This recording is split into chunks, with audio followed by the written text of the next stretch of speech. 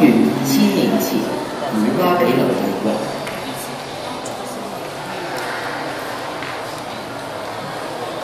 我就叫頭先咁樣配咁樣配景口述啊。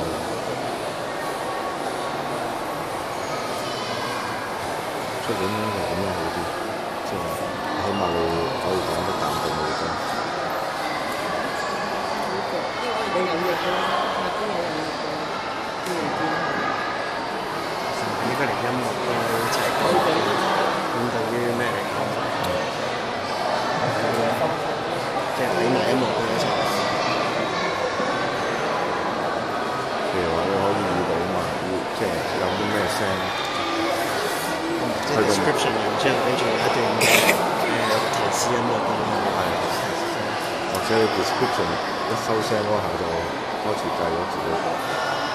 我覺得有嘅安慰。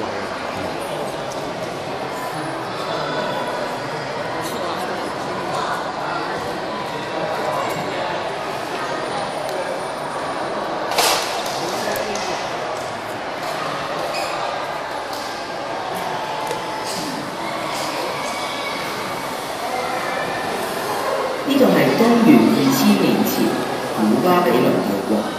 巴比倫人有高度文明，可以將時間分為12個月，更加設計咗12星座。全巴比倫都講同一種語言，社會和諧進步。我哋有良好嘅磚頭同埋徽章，甚至可以建造空中花園。嚟，建造師，同我建造一座叫做巴別嘅高塔，宣揚我哋巴比倫嘅名。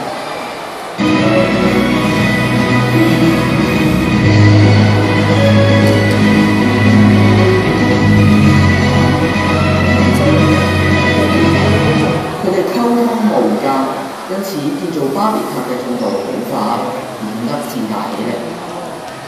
建造師，我哋要將巴別塔起得更高去到天上，甚至神都唔可以超越佢。呢啲行為激嬲咗神，神派天使將所有人講嘅説話都變成唔同嘅語言，將佢哋分為唔同嘅種族。喂，做嘢啦 I beg your pardon。巴別塔嘅計劃遭到失敗，巴別塔嘅遺跡從此深深咁埋喺沙漠之中。究竟係乜嘢導致巴別塔嘅失敗呢？係言語定係種族嘅障礙？到咗20世紀全球化，我哋係咪應該多多包容地球上面講住唔同語言、有唔同國籍嘅人呢？求同存異唔係會令人類進步咩？